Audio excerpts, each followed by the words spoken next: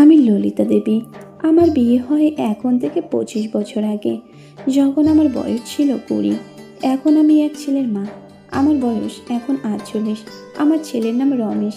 সে আমেরিকায় ইঞ্জিনিয়ারে পড়ছে। গত বছর তার বাবার মৃত্যুর খবর পেয়ে প্রথমবারের মতো দেশে আসে। রমেশের বাবার মৃত্যুর ঘটনা আমার জীবনকে একেবারে পরিবর্তন করে দিয়েছে। রমেশ তার পিতার শ্রাদ্ধের সময় পর্যন্ত আমার সাথেই ছিল। আমরা এখানকার সব সম্পত্তি বিক্রি করে আমার বাবার সাথে থাকার জন্য আমরা গ্রামে ফিরে যাওয়ার সিদ্ধান্ত নিই। আমি রমেশকে বারবার বুঝিয়েছি যে আমি ঠিক আছি, সে যেন আমেরিকায় ফিরে যায়, কিন্তু সে যেতে রাজি নয়। তার বাবার মৃত্যুর মাসখানেক হয়ে গেছে। আমি বুঝতে পারছি রমেশ আমার সাথে অনেক বেশি মেলামেশা করছে। সে সবসময় আমার চারপাশে থাকতে পছন্দ করে, আমার সাথে লেগে থাকতে এবং আমাকে জড়িয়ে ধরতে পছন্দ করে। আমি ধরে নিলাম ছেলে হয়তো আমায় একটু বেশি যত্ন নিতে চায় এবং সে আসলেই আমার অনেক কেয়ার করতে থাকে। কিন্তু সপ্তাহ ছয়েকের মধ্যে আমার বাবা আমার কাছে আসে, আমার ভবিষ্যৎ নিয়ে কথা শুরু করে। আমি বাবাকে বলেছি আমার ছেলে এখন আমার ভবিষ্যৎ। বাবা আমাকে বলে তোমার ছেলের ভালোর জন্যই আবার তোমার বিয়ে করা উচিত। আমি বাধা দিয়ে বলি না বাবা, আমি আর বিয়ে করতে পারবো না, তুমি এই ব্যাপারে আর কথা বাড়িও না। কিন্তু তারপরও বাবা আমাকে বোঝাতে থাকে, ব্যাখ্যা করতে থাকে কেন আমার সন্তানের ভালোর জন্যই আমাকে আবার বিয়ে করা দরকার। আমি তখন চিন্তা করলাম এই ব্যাপারে রমেশের মতামত কি হতে পারে তা জানা দরকার। বাবা বলল যে রমেশের সাথে কথা হয়েছে, সে এই প্রস্তাবে রাজি, কেবল রমেশই এই প্রস্তাবের পক্ষে আছে। আমি খুব আহত হলাম যে রমেশ আমার ছেলে আমার বিয়ের জন্য মত দিয়েছে। আমার ধারণা হলো যে রমেশ হয়তো ভেবেছে আমি তার প্রস্তাবে রাজি হয়ে যাব। আমি বাবাকে বললাম ঠিক আছে, রমেশ যদি বলে তবে আমি এই প্রস্তাবে রাজি, কিন্তু রমেশ কোথায় আমি তার কাছে জেনে নিতে চাই। বাবা বলল সে বাজারে কিছু সদাই করতে গেছে। আমি বাবার চোখে হাসির ঝিলিক দেখতে পেলাম। আমি বাবাকে বললাম যাই হোক, আমি আর একটু নিজের সাথে বুঝে নেই, যদি এমন কাউকে পাই। বাবা বাধা দিয়ে বলল আরে না, আমি ইতিমধ্যে একজনকে পছন্দ করে ফেলেছি। আমি খুব অবাক হলাম, বললাম রমেশ কি তাকে চেনে? বাবা বলল অবশ্যই চেনে। আমাদের মাঝে তখন নীরবতা চলছে। আমি বুঝতে পারছি না যে আমার ছেলে এবং বাবা কিভাবে পূর্ণ বিয়ের জন্য একমত হচ্ছে। আমি খুব হতাশ হলাম যে তারা ধরেই নিয়েছে যে আমি তাদের খুব জ্বালাতন করব। আমি বাবার কাছে জানতে চাইলাম ঠিক আছে বাবা, এখন বলো কে সেই ব্যক্তি? বাবা বলল এটা বলার কিছু নাই, তুমি তাকে ভালো করেই চেনো। আমি আমার চারপাশে সম্ভাব্য সব লোক নিয়ে চিন্তা করলাম, কিন্তু বুঝতে পারলাম না। আমি বিরক্ত হয়ে বললাম আমি বুঝতে পারছি না, তুমি বলো কে সেই লোক? বাবা বলল সে হলো রমেশ। আমি জানতে চাইলাম কোন রমেশ? বাবা বললেন তুমি কয়টা রমেশকে চেনো? আমি ভেবে দেখলাম কেবল একটা রমেশকেই চিনি, সে আমার নিজের সন্তান রমেশ। বাবা বলল হ্যাঁ, সেই তোমার বর। আমি খেপে গেলাম, বললাম বাবা এই কথা তুমি আর মুখেও আনবে না। বাবা বলল আমি তোমার সাথে খামখেয়ালি করছি না, রমেশই তোমার প্রতি। কি? আমি বললাম রমেশ আমার নিজের ছেলে, ও গড। বাবা বললেন দেখো ললিতা, সে এখন বড় হয়েছে, রমেশ এখন পুরুষ। আমি বললাম কিন্তু সে আমার নিজের রক্তের সন্তান, এটা কিভাবে সম্ভব? এটা কি হতে পারে? আমার মাথা ঘুরছে, আমি কিছু চিন্তা করতে পারছি না। বাবা আমাকে বলল রমেশ নিজে থেকেই আমাকে বলেছে যে সে তোমাকে বিয়ে করতে চায়।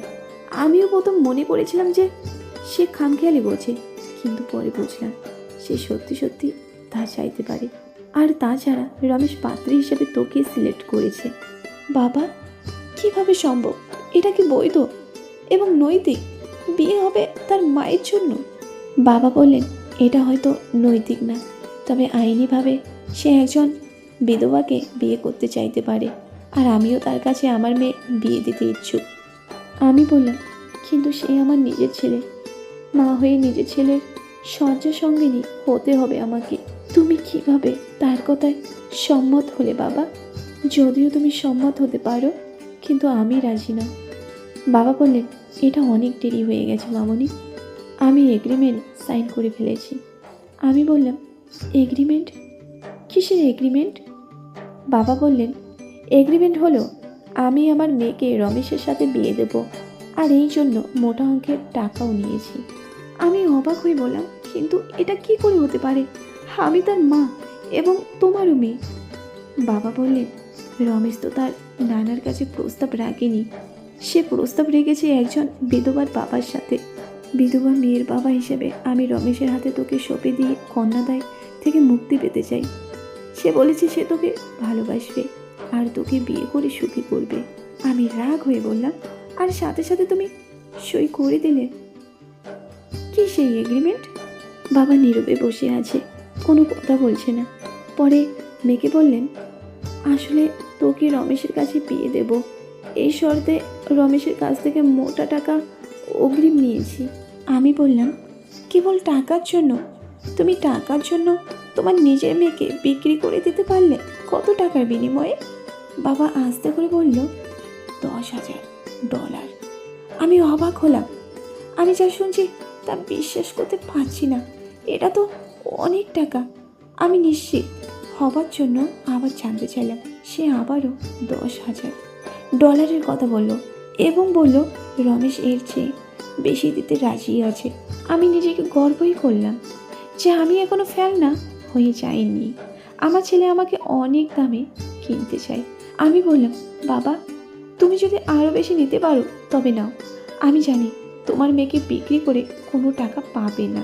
বাবা রেগে বলল, তোমার সন্তান বলেছে যদি বিয়ে না হয় তাহলে অগ্রিম টাকাও ফেরত দিতে হবে, আর তুমি তো এখন বিধবাই, এখন থেকে এমনিতেই তো তার সাথেই থাকতে হবে। আমি তো তোমাকে অন্য লোকের কাছে বিক্রি করছি না। আমি বললাম, কিন্তু এটা কি করে হয় যে তুমি আমার নিজের সন্তানের সাথে আমাকে বিয়ে দেবে? বাবা বললেন, এতে সমস্যা কোথায়? তুমি তো তাকে ভালোবাসো, এখন থেকে স্বামীর মতো ভালোবাসবে, তার সাথে বিছানায় শুবে, স্বামী স্ত্রী যা করে তাই করবে, তাহলেই তো হলো। আমার চোখে পানি চলে এলো। আমি বললাম, তুমি অনেক নিষ্ঠুর বাবা, বলে আমার রুমে চলে এলাম। আমি জানি না আমি কত সময় কেঁদেছি। আমি বুঝতে পারছি যে সন্ধ্যা হয়ে গেছে। আমি নিচে নেমে আসলাম। আমি রান্নাঘরে গিয়ে রাতের খাবার তৈরি করতে থাকি। কিছু খেয়ে আমি কফি বানাতে যাই। আমি বাসায় রমেশ ছাড়া আর কাউকে দেখতে পেলাম না। সে তার রুমেই আছে। আমি তার জন্য কপি করে তার রুমে যাই। দরজায় নক করে তার রুমে ঢুকে যাই। সে তার বিছানায় শুয়ে কিছু একটা পড়ছিল। সে আমার দিকে একবার তাকিয়ে অন্যদিকে চোখ সরিয়ে নিল। আমি বললাম, তোমার জন্য কফি এনেছি। সে আমাকে ধন্যবাদ দিয়ে কফি নিল। আমি তার পাশে বসলাম। আমাদের মাঝে কোনো কথা হচ্ছে না। আমি আমার ছেলের দিকে তাকাতে পারছি না। জানি না মার শরীর কামনাকারী ছেলেকে আমি কি তাকে ঘৃণা করব নাকি ভালোবাসবো। আমি নীরবতা ভেঙে বললাম, তুমি কি তোমার নিজের মাকে টাকা দিয়ে কিনতে চাচ্ছ? রমেশ তার বইয়ের দিকে তাকিয়ে বলল, তোমাকে টাকা দিয়ে কিনতে যাব কেন? আমি তোমাকে অনেক ভালোবাসি মামুনি। আমি বললাম, এখন এই ভালোবাসা দেখাতে কি আমাকে কিনতে হয়েছে? রমেশ বলল, আমি তোমাকে আরও বেশি করে কাছে পেতে চাই মামুনি। আমি বললাম, আরও কাছে? মানে তোমার প্রেমিকা হিসেবে চাও? রমেশ বলল, হুম। আমি বললাম, আমি তো তোমার মা রমেশ। গড তোমাকে ক্ষমা করুক রমেশ। তুমি কি ভাবে এটা চিন্তা করলে? রমেশ বলল, কারণ আমি তোমাকে ভালোবাসি তাই। আমি এবার রাগ দম করলাম। আমি নীরব থেকে কফি খেতে খেতে জানতে চাইলাম, কিন্তু কেন? রমেশ বলল, আমি তোমার খুব কাছে থাকতে চাই। আমি বললাম, কিন্তু তুমি তো আমার সন্তান হিসাবে আমার কাছেই আছো। রমেশ বলল, তা আছি, এবং তারপরেও কি জানতে চাইবে? কেন বিয়ে করতে চাই? হ্যাঁ বল আমাকে। আমাকে বিয়ে করতে চাওয়ার কারণটাই তো জানতে চাই। তোমাকে অন্য লোকের কাছে বিয়ে দিলে তুমি অন্য লোকের স্ত্রী হয়ে আলাদা থাকবে। অন্য লোকের স্ত্রী হিসাবে সেই লোকের সাথে বিছানায় শুতে যাবে। এটা আমি মানতে পারছি না।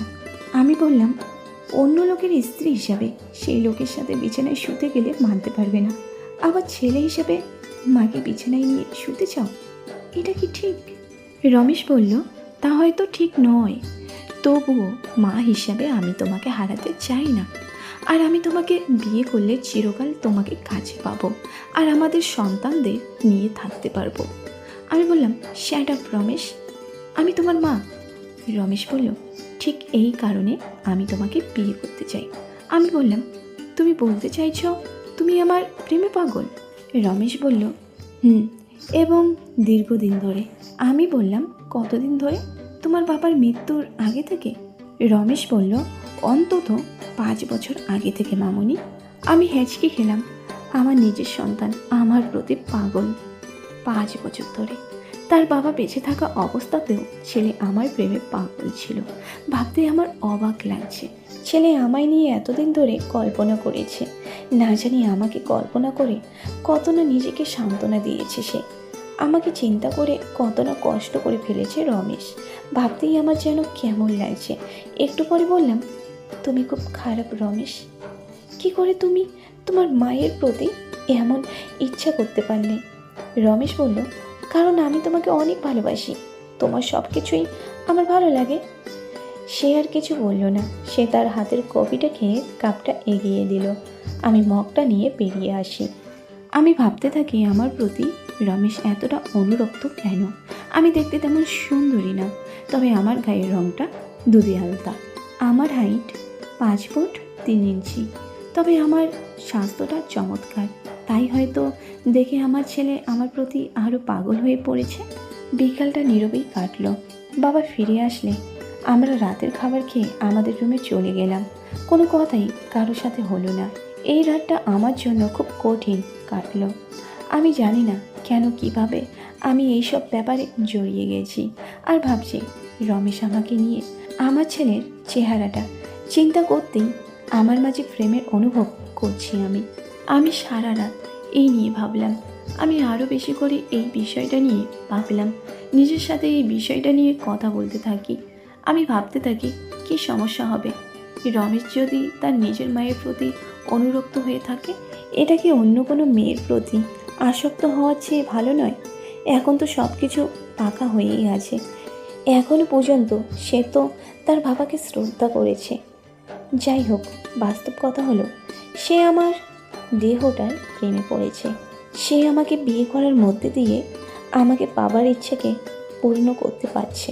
সে জানে আমি যদি আগে জেনে যেতাম তবে তার প্রত্যাখ্যান করতাম। তাই সে আমার বাবাকে দিয়ে প্রস্তাব দিয়েছে। তাকে অনেক টাকার লোভও দেখিয়েছে। লোভী বাবা কি করতে পারে? তার তো টাকার দরকার। টাকা পাওয়ার এমন সহজ পথ কে ছাড়তে চাইবে? বাবার সারা জীবন এটা দিয়ে হয়তো ভালোই চলবে। সে তার বিধবা কন্যা নিয়ে জীবন কাটাতো কীভাবে? শেষ পর্যন্ত আমার চিন্তাও পজিটিভ হলো। এটা মনে হয় আমার জন্য খুব খারাপ হবে না।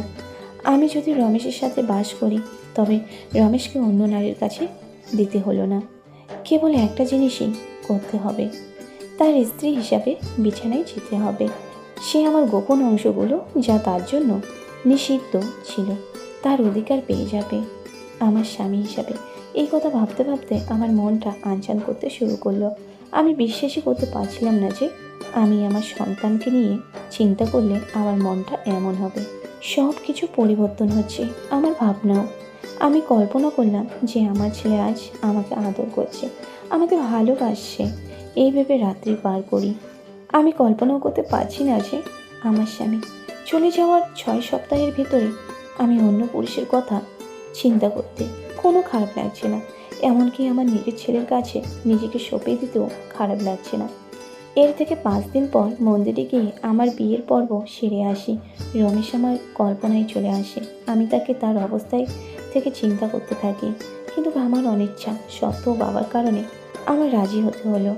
আমি আবার নিজেকে কুমারী মনে করতে থাকি। এটা যেন আমার প্রথম বিয়ে।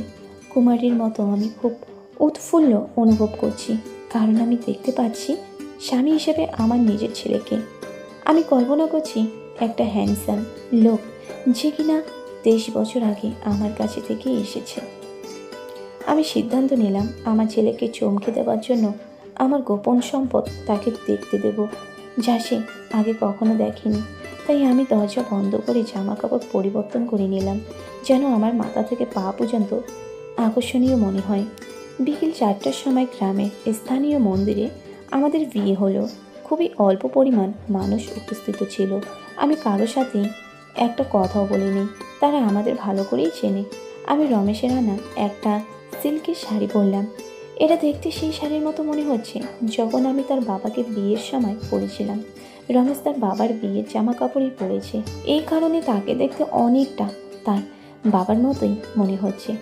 যখন ব্রাহ্মণ তার মন্ত্রপাঠ শেষে পুজো করছে এবং শেষে রমেশ আমার গলায় মঙ্গলসূত্র বেঁধে দিচ্ছে, এটা একটা পুলকিত মুহূর্ত এবং সব শেষ করে সে আমার পাশে বসলো। নতুন বিবাহিত দাম্পতিরা যা করে আমরা তাই করলাম। আমার বাবা তার অভিভাবকের দায়িত্ব পালন করলো। সন্ধ্যার পরই বিয়ের কাজ শেষ হয়ে যায়। সবাই বাবার বাড়িতে বিয়ের খাওয়া খেতে চলে আসে। সবাই আমাকে এবং রমেশকে স্পেশাল চেয়ারে বসতে দেয়। প্রথম রাতের ঘটনা।